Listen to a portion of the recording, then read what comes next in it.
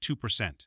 Officer Marcus Delworth had been with the Maricopa County Sheriff's Office for 6 years when he walked into a situation that would destroy his career and cost the county $890,000. 2%. He was 34 years old, experienced enough to know better, but apparently convinced that his instincts about who belonged in affluent neighborhoods were infallible. 2%. His personnel file told a different story. 8 complaints in 6 years, 6 of them involving allegations of racial profiling. But somehow, he remained on patrol. 2%. One Wednesday morning in May at 6:38 a.m., in the quiet streets of Willow Creek Estates, he spotted a black woman walking a golden retriever and decided she didn't belong there. 2%. The woman was Denise Holloway, the director of Maricopa County Animal Services. 2%. A 23-year county employee with a master's degree in public administration and direct oversight of the very agency that trained officers in animal-related law enforcement. 2%. What Delworth did next: fabricating a call that never happened, ignoring her county credentials, dismissing verification opportunities. 2%. Detaining her in handcuffs while her dog cowered on the sidewalk would become a textbook example of how racial profiling destroys careers and exposes departments that allow patterns of discrimination to fester unchecked. 2%. A black woman in her early 50s, Denise Holloway, was doing what she'd done every morning for 11 years, walking her golden retriever, Biscuit. 2%. Through the tree-lined streets near her home before the Arizona heat set in. Her county badge hung from a lanyard around her neck. She wore it out of habit, even on her days off. 2%. Her running shoes were well worn from thousands of morning walks just like this one. No crime, no disturbance. 2%. No violation of anything except apparently one officer's expectations about who deserves to walk peacefully through a nice neighborhood. 2%. But Officer Delworth saw her through a filter so distorted by assumptions that he couldn't process a black woman as a legitimate resident of Willow Creek Estates. 2%. Before we continue, where are you watching from? If this is your first time here, please hit that subscribe button. Stories like these need to be shared. 2%. And your support helps us bring more truth to light. Willow Creek Estates sits in the northeast corner of Scottsdale, Arizona. 2%. A sprawling suburb where median home values hover around $900,000, and the HOA fees alone could cover rent in most American cities. 2%. It's the kind of neighborhood where every lawn is professionally maintained, where the streets have names like Whispering Pines Drive and Tranquil Waters Lane. 2%. Where the silence in the early morning is broken only by sprinklers and the occasional jogger's footsteps. 2%. The homes are a mix of Spanish Revival and modern Southwest architecture. Terracotta roofs, stucco walls in desert earth tones, 3-car garages. 2%. And backyard pools that shimmer turquoise behind wrought iron fences. The residents are doctors, attorneys, executives, and retirees who cashed out of California real estate. 2%. Property values here have tripled in the last decade. People move to Willow Creek for the security, the schools, the prestige of a Scottsdale address. It's quiet. It's safe. 2%. It's the kind of place where nothing dramatic typically happens. It was 6:38 a.m. on a Wednesday in May. The sun had been up for less than an hour. 2%. But the temperature was already climbing past 70 degrees. A preview of the 100-plus heat that would arrive by afternoon. 2%. The morning light cast long shadows across the empty streets.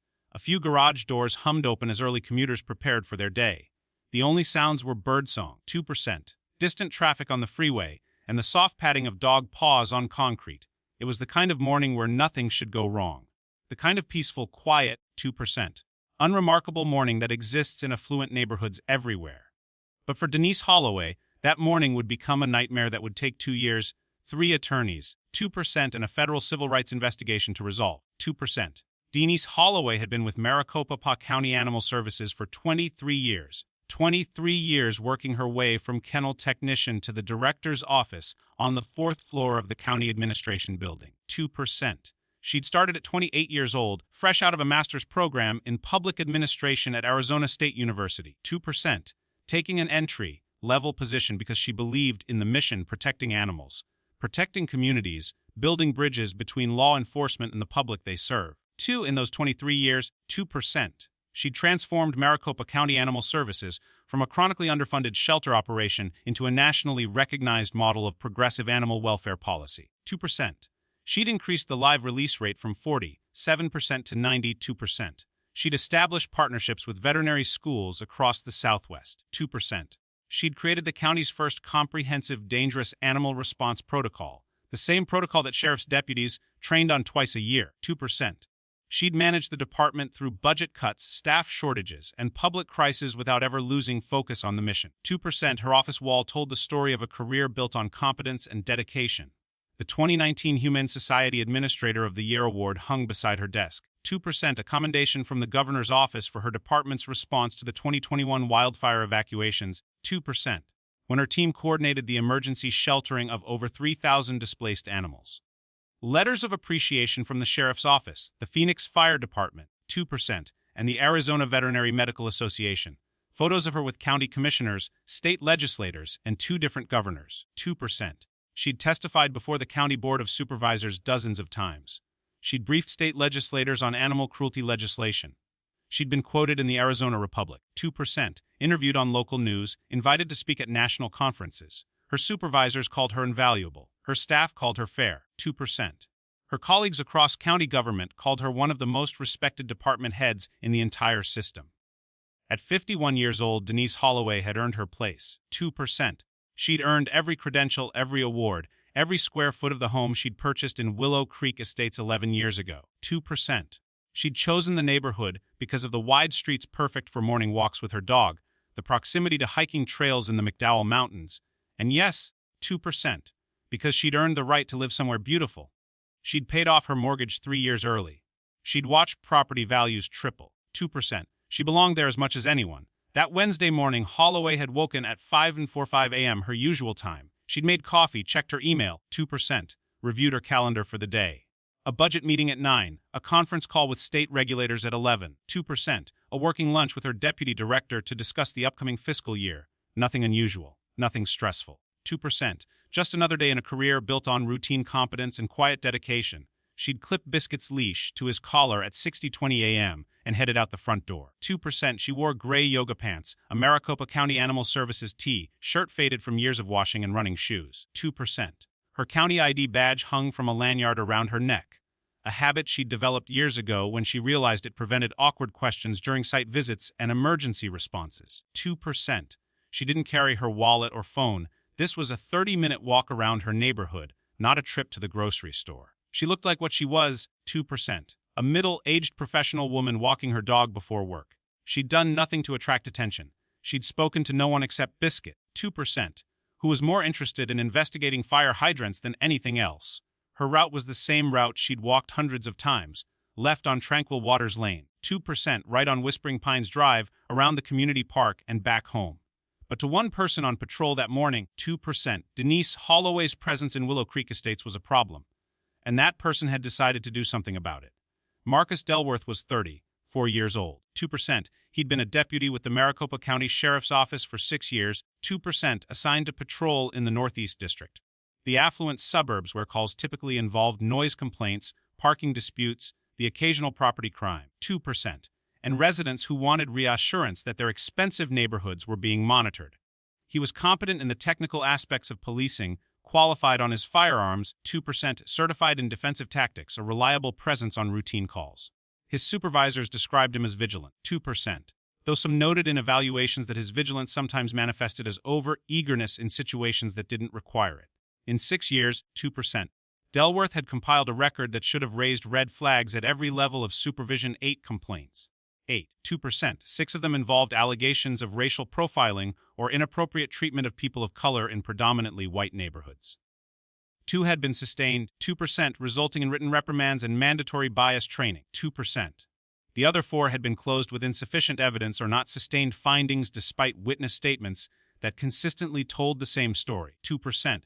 Delworth approached people of color and demanded justification for their presence. Delworth had a pattern, 2%. He stopped people of color in affluent areas and demanded explanations for their presence. He questioned whether they lived there, whether they were visiting legitimately, 2%, whether they had business being where he found them. His assumptions were consistent. If you were black or brown in a wealthy neighborhood, you needed to prove you belonged, 2%. In 2021, he'd stopped a black teenager riding a bicycle through Paradise Valley, detained him for 45 minutes, searched his backpack without consent, %, and called his parents to verify that the kid actually lived in the neighborhood. The teenager was a junior at a prestigious private school, son of a cardiologist who owned a home worth $2 million. The parents filed a complaint. The investigation concluded the stop was lawful under Terry v. Ohio, 2%.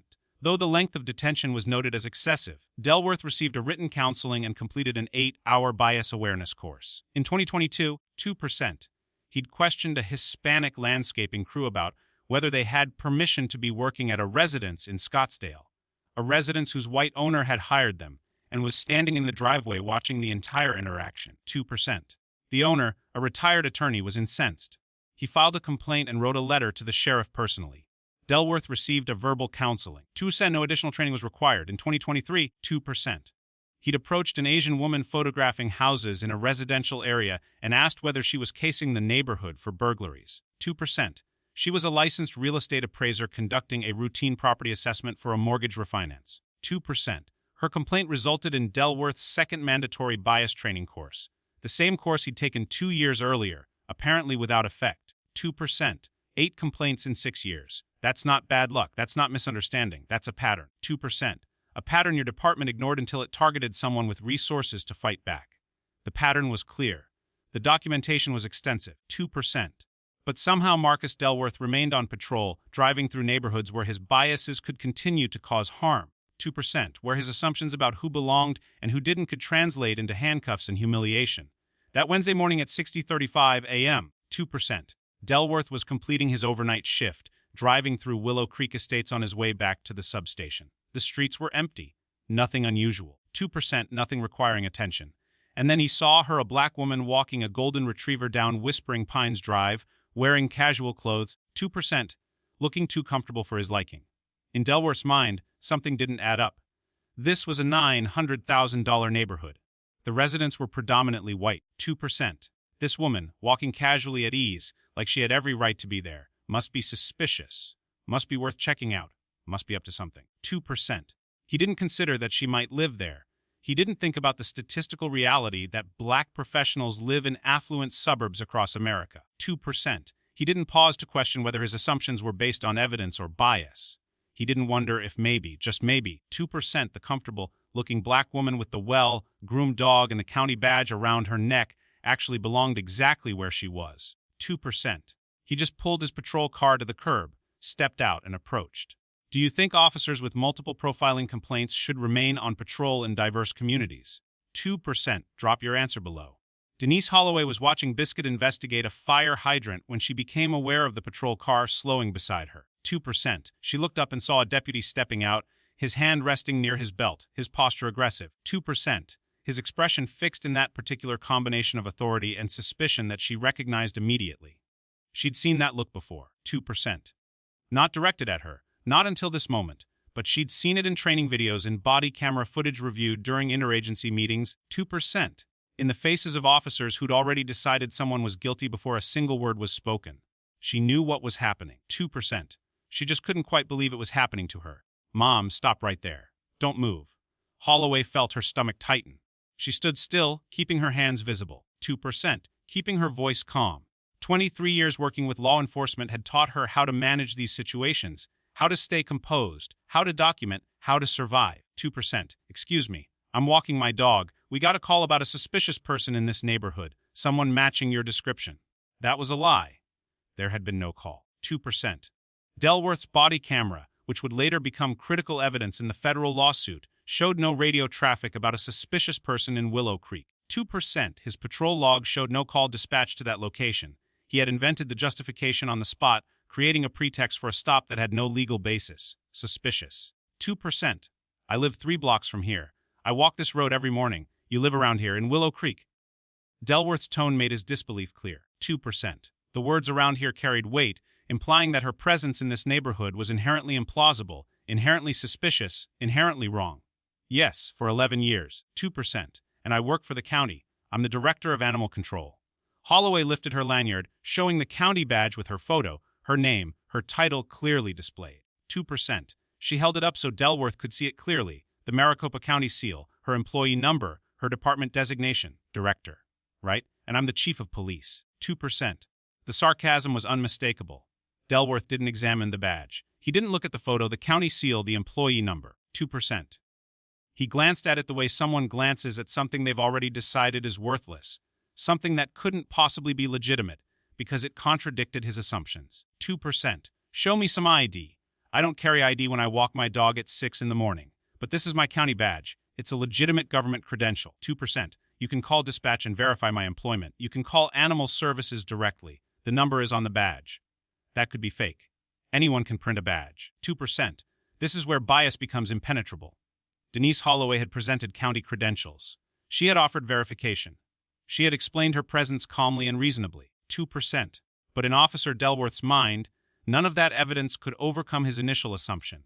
A black woman in Willow Creek Estates had to be suspicious. The badge had to be fake. 2%. The explanation had to be a lie. His bias had constructed a reality that no evidence could penetrate. Put your hands where I can see them. My hands are visible. 2%. I'm holding a dog leash. I'm not a threat to you, officer. I'm a county employee walking my dog in my own neighborhood. Turn around. Hands behind your back. 2%. Holloway felt her heart pounding, but her voice remained steady. She'd trained for crisis situations. She'd managed emergencies. She'd dealt with aggressive animals, 2% hostile citizens, budget cuts, and public criticism. She knew that staying calm was essential, that escalation was dangerous, that documentation was everything. Officer, 2%, you're making a serious mistake. I am Denise Holloway, Director of Maricopa County Animal Services. I work directly with your department. Sheriff Rodriguez knows me personally. 2%. I've trained with your officers. Call your supervisor. Call dispatch. Call anyone. But do not put me in handcuffs for walking my dog. 2%. The only mistake I see is you walking through a neighborhood where you clearly don't belong. A neighbor had emerged from her house across the street. Margaret Chun, 2%. A retired accountant who'd lived in Willow Creek for 15 years, was watching the interaction with growing alarm. She pulled out her phone and began recording. Officer, 2%. That's Mrs. Holloway. She lives on Tranquil Waters Lane. I see her walking her dog every single morning. She's lived here for years. Delworth didn't acknowledge her. 2%. He didn't turn around. He kept his focus on Holloway, who was now being detained in front of a witness who was confirming her identity. Mom, stay back. This doesn't concern you. 2%. It absolutely concerns me. You're harassing my neighbor. She's a county official. What are you doing? Another neighbor appeared. Thomas Wright, 2%, a retired Marine who lived 4 houses down, stepped onto his porch with his own phone recording. His voice carried across the quiet morning street. 2%. I'm calling the sheriff's office right now. This is wrong. Delworth reached for his handcuffs. His decision had been made. He was too committed to back down now. 2%. Too certain of his own judgment to consider that multiple witnesses were telling him he was wrong. Too invested in his initial assumption to admit he might have made a mistake. 2%, last chance. Turn around or I'm charging you with resisting. Holloway knew she had a choice. She could resist and risk violence, or she could comply, document everything, 2%, and pursue accountability through the system she knew better than most. She chose documentation. She chose survival. I am complying under protest. I am Denise Holloway, 2% Director of Maricopa County Animal Services, employee number 77421. This officer is detaining me for walking my dog in my own neighborhood. 2%. Everyone here is witnessing this. Please continue recording. She turned slowly, keeping her movements deliberate and visible. Delworth grabbed her wrists roughly. 2%, pulling her arms behind her back with unnecessary force. The handcuffs clicked shut, tight, deliberately tight. Biscuit, confused and frightened, 2%, began whimpering at Holloway's feet, his tail tucked, his eyes darting between his owner and the stranger who was hurting her. The cuffs are too tight, 2%. You're cutting off my circulation. You should have thought about that before you refused to cooperate. The crowd of witnesses had grown. 2%. 6 neighbors now stood in yards and on porches, phones raised, recording everything. Someone was on the phone with the sheriff's dispatch, explaining what they were seeing. 2%. Someone else was calling the county administrator's emergency line. The quiet morning had become something else entirely. A documentation of injustice. 2%. A real-time record of bias in action. Holloway's voice carried across the quiet street, clear and controlled despite the pain in her wrists. Officer Delworth, 2%. I am telling you clearly you are making a career-ending mistake. I want your badge number. I want your supervisor's name, 2%. And I want you to know that I will be filing a formal complaint, a civil rights grievance, and a federal lawsuit before the end of this week. Delworth said nothing. 2%. He guided her toward his patrol car, leaving Biscuit standing on the sidewalk, leash dragging on the ground, whining for his owner. 2%. Margaret Chen ran forward and grabbed the leash. She looked at Holloway with tears in her eyes. I'll take care of Biscuit. I'm so sorry, Denise. I'm so sorry this is happening. 2%. Should officers face immediate suspension when multiple witnesses contradict their justification for a stop? Let me know what you think. 2%. Sergeant Patricia Reyes arrived at 6:58 a.m., 20 minutes after the initial stop. She was a 19-year veteran of the sheriff's office. 2%. A training supervisor who'd spent the last 7 years reviewing use of force incidents and officer conduct complaints. She'd written department policies. 2%. She'd testified in civil rights cases. She'd seen plenty of mistakes in her career, but rarely one unfolding in real time with this many witnesses and this much video evidence. 2%. She'd been dispatched after 3 separate 911 calls from Willow Creek residents reported that a deputy was arresting a woman for walking her dog. When she pulled up, 2%, she saw Delworth's patrol car, a handcuffed woman standing beside it, and at least 6 neighbors with phones pointed at the scene. 2%. She knew immediately that something had gone very wrong. She approached quickly, her expression already darkening. Deputy Delworth, what do we have here? Suspicious person? 2%. Sergeant No ID refused to identify herself, claimed to be some kind of county director, but the badge looked fake. Sergeant Reyes looked at Holloway. 2%. She looked at the county badge hanging from the lanyard. She recognized the format immediately. She'd seen those badges at interagency meetings, at training sessions. 2%. At the county administration building. She knew what a legitimate county credential looked like. Mom, what's your name? Denise Holloway. 2%. Director of Maricopa County Animal Services. Employee number 77421. I've worked for the county for 23 years. I've trained with your deputies. 2%. I know Sheriff Rodriguez personally. You can verify all of this with one phone call. Reyes pulled out her phone and made the call. The verification took less than 90 seconds. 2%. The county's employee verification line confirmed everything. Director Denise Holloway, active employee, 23 years of service, direct report to the county manager. 2%. Reyes ended the call. Her face had gone pale. She turned to Delworth with an expression that mixed fury with disbelief. 2%. The look of a supervisor watching a career implode in real time. You detained a county department director for walking her dog.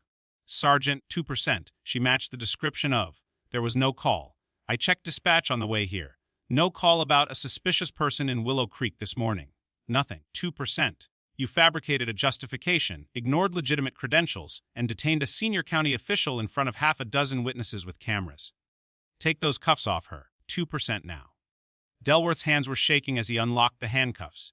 Deep red marks circled Holloway's wrists where the metal had dug into her skin. Reyes turned to Holloway. 2%.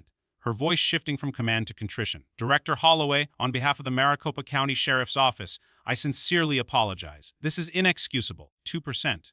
I am placing Deputy Delworth on administrative leave immediately, and I will personally ensure that this incident is investigated at the highest level. 2%. Internal Affairs will be reviewing every aspect of this stop. Holloway rubbed her wrists, looking at the marks. Her voice was steady but cold. Sergeant, I appreciate that. 2%. But I want you to understand this isn't just about me. I'm going to file a formal complaint, a civil rights grievance, and a federal lawsuit. 2%. Because if this can happen to me, with my credentials, my position, my 23 years of service, 2%. My experience working with law enforcement, it happens to people without those protections every single day. And that has to stop. Reyes nodded slowly. 2%. She turned back to Delworth. Badge and weapon. You're relieved of duty pending investigation. For the first time, Delworth's expression showed something beyond arrogance. 2%. He looked stunned, confused, like a man who had just realized that the world didn't work the way he thought it did. His assumptions had been wrong. His judgment had failed. 2%. His career was over. He handed over his badge and service weapon. His 6-year career had just ended on a quiet street in Willow Creek Estates. 2%. Witnessed by half a dozen neighbors and documented on multiple cell phone cameras. Percent. Should officers face automatic termination when they fabricate justifications for stops and ignore verification opportunities? Drop your answer. Within 4 hours, 2%. The videos had exploded across social media. Multiple angles from different neighbors. Holloway's calm, clear statements. Delworth's dismissive responses. The handcuffs going on. 2%. The handcuffs coming off. Sergeant Reyes demanding badge and weapon. The footage was damning, undeniable, impossible to spin. The headlines came fast. 2%. County director arrested for walking dog in own neighborhood. Arizona deputy handcuffs animal control director after ignoring her county badge. Walking while black. Tooth-Arson department head detained in 900K neighborhood. Sheriff's deputy fabricates call to justify stopping black woman in affluent suburb. The outrage was immediate and intense. 2%. The Arizona ACP demanded a full investigation. State legislators called for accountability. 2%. The county manager issued a statement expressing shock and promising full cooperation with any investigation. 2%. Animal welfare organizations across the country expressed solidarity with Director Holloway. Civil rights groups cited the case as evidence of systemic bias in policing. 2%. Marcus Delworth's career imploded within days. The sheriff's office launched an internal affairs investigation. 2%. The body camera footage confirmed everything the witnesses had reported, no radio call about a suspicious person. 2%. Immediate suspicion based on nothing but Holloway's presence in the neighborhood, dismissal of legitimate credentials, refusal to verify her identity through available channels. 2%. Unnecessary force in applying handcuffs. The investigation also reviewed Delworth's personnel file. 8 complaints in 6 years. 6 involving allegations of racial profiling. 2%. A pattern so clear that investigators couldn't understand how he'd remained on patrol. How had the department missed this? How had supervisors allowed this pattern to continue? 2%. Denise Holloway contacted civil rights attorneys the same day of the incident. The lawsuit, filed 6 weeks later, named Deputy Marcus Delworth. 2%. Sergeant Patricia Reyes for supervisory failure in allowing the pattern of complaints to persist. Sheriff David Rodriguez for systemic failures in the department. 2%. And Maricopa County for failure to train and supervise. The claims were comprehensive and damning: unlawful detention without probable cause or reasonable suspicion. 2%. Violation of Fourth Amendment rights against unreasonable seizure. Racial profiling and discrimination under the 14th Amendment. False imprisonment. 2%.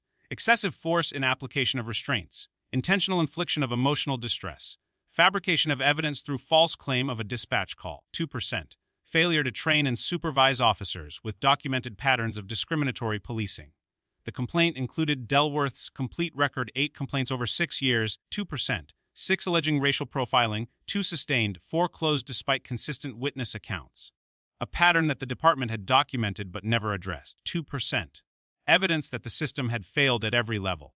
The county's attorneys reviewed the evidence and reached the only possible conclusion: indefensible. 2%. The videos were everywhere. The witnesses were credible. The body camera confirmed fabrication. The personnel file confirmed a pattern. 2%. The victim was a respected department director with impeccable credentials. There was no defense. There was no spin. There was only damage control. 2%. The county settled 14 months after the incident. I was at $90,000 paid to Denise Holloway, plus mandatory reforms in complaint tracking, bias training. 2%. An early intervention for officers showing patterns of problematic behavior. Marcus Delworth was terminated 8 weeks after the incident. The termination letter was direct. 2%. Final and devastating. Deputy Delworth detained a county department director without legal justification, fabricated a radio call to support his decision. 2%. Refused to verify legitimate credentials despite multiple opportunities, applied restraints with excessive force. 2%. And demonstrated a pattern of racially discriminatory policing documented in 8 complaints over 6 years. His conduct violated department policy, state law. 2%. Federal civil rights statutes and the professional standards expected of every member of this department. 2%. Employment is terminated immediately without eligibility for rehire. Delworth's name was entered into Arizona's Peace Officer Standards and Training Database as decertified. 2%. His law enforcement career was over at 34 years old. The deputies' union reviewed the evidence, consulted with attorneys, and declined to challenge the termination. 2%. Delworth released no public statement. He disappeared from social media. Last reported, 2%. He was working as a private security guard at a warehouse complex in Mesa. A long fall from the patrol car he'd once driven through affluent neighborhoods. 2%. Deciding who belonged and who didn't. Denise Holloway testified before the Maricopa County Board of Supervisors 3 months after the incident. The hearing room was packed. 2%. Every seat was filled with community members, activists, county employees, and media. Her testimony was powerful, measured, and devastating. 2%. I have worked for Maricopa County for 23 years. I have a master's degree in public administration from Arizona State University. 2%. I oversee a department of 140 employees, a budget of $18 million, and programs that serve hundreds of thousands of county residents. 2%. I have testified before this board dozens of times. I have worked side by side with the sheriff's office on animal cruelty cases, emergency response, and community education. 2%. I know law enforcement. I respect law enforcement. I believe in the mission of public safety. She paused, looking directly at the supervisors. And on May 17th, 2%. At 6:38 in the morning, I was handcuffed by a deputy for walking my dog in my own neighborhood. I was wearing my county badge. I offered verification. I explained who I was. 2%. I named colleagues we share. None of it mattered, because Deputy Delworth saw a black woman in a nice neighborhood and decided I didn't belong there. Another pause. 2%. The room was silent. 8 complaints in 6 years. That's not bad luck. That's not misunderstanding. That's not a few difficult situations. That's a pattern. 2%. A pattern that your sheriff's office documented and filed away. A pattern that resulted in 2 written reprimands and 2 bias training courses that clearly didn't work. 2%. A pattern that was allowed to continue until it targeted someone with the resources, the credentials, and the determination to fight back. Her voice strengthened. 2%. $890,000. That's significant. That's accountability for this department, for this county, for the taxpayers who will pay for this failure. 2%. But it doesn't undo the trauma of standing on a public street in handcuffs while your neighbors watch. 2%. It doesn't erase the memory of your dog whimpering because he doesn't understand why someone is hurting his owner. 2%. It doesn't restore the dignity that was stripped away in front of my own community. She looked at each supervisor in turn. If this can happen to me, a department director, 2%, a 23-year county employee, someone who works with the sheriff's office regularly, 2%, someone with credentials and connections and resources, what happens to the people without my protections? 2%. What happens to the young black man walking through a nice neighborhood to get to work? 2%. What happens to the Hispanic family visiting friends in a suburb where they don't match someone's expectations? What happens to everyone who doesn't have a county badge? 2%, a master's degree, and the ability to hire 3 attorneys. The room remained absolutely silent. I'm standing here because I survived this with my freedom, my career, 2%, and my resources intact. Most people don't. And until that changes, 2%. Until you fix the systems that allowed Marcus Delworth to accumulate 8 complaints without meaningful consequence, you're just waiting for the next victim. And the next, 2%, and the next. Should racial profiling complaints trigger automatic federal civil rights reviews? Drop your answer. This wasn't just about one morning in Willow Creek Estates, 2%. This was about a department that let Marcus Delworth accumulate 8 complaints over 6 years, that documented a clear pattern of racial profiling, 2%, that required bias training twice without ever assessing whether it worked, and that kept him on patrol until he targeted someone with the power to fight back, 2%. Delworth's record told the story his supervisors ignored, 8 complaints, 6 involving profiling, each incident treated in isolation, filed away, 2%, never connected to the pattern emerging in plain sight. The department saw each complaint as a separate event, 2%, never acknowledging that the same officer kept having the same problem with the same demographic in the same types of neighborhoods. The documentation was there, 2%, the evidence was there, the pattern was there, and nobody connected the dots. Marcus Delworth's career is over. That's consequence. The county paid $890,000, 2%. That's accountability. Mandatory reforms were implemented. That's progress, 2%. But money and terminations and policy changes don't undo the trauma of being handcuffed for walking your dog, 2%. They don't restore the dignity stripped away in front of your neighbors. They don't erase the message that even a county badge, even a master's degree, 2%, even 23 years of public service aren't enough to protect you from an officer who's already decided you don't belong. The real question is, what changes now? 2%. Do departments finally remove officers after 3 complaints instead of waiting for 8? Do supervisors finally connect the dots when patterns emerge in personnel files? 2%. Do we finally acknowledge that matching a description and looking suspicious are often code for existing while black in a space where someone didn't expect you? 2%. Because if we don't fix the systems that kept Delworth on patrol despite documented evidence of bias, 2%. If we don't address the culture that teaches some officers to see black professionals as inherently suspicious in affluent neighborhoods, 2%.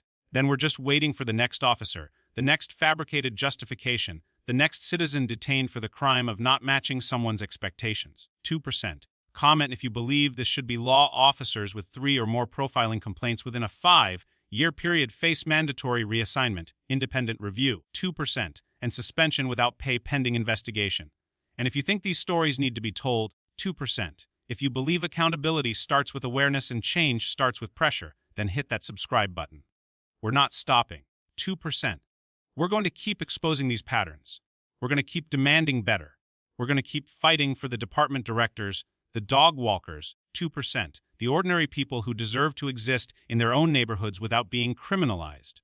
This isn't just about one deputy or one morning, 2%. It's about all of us and the communities we're willing to accept.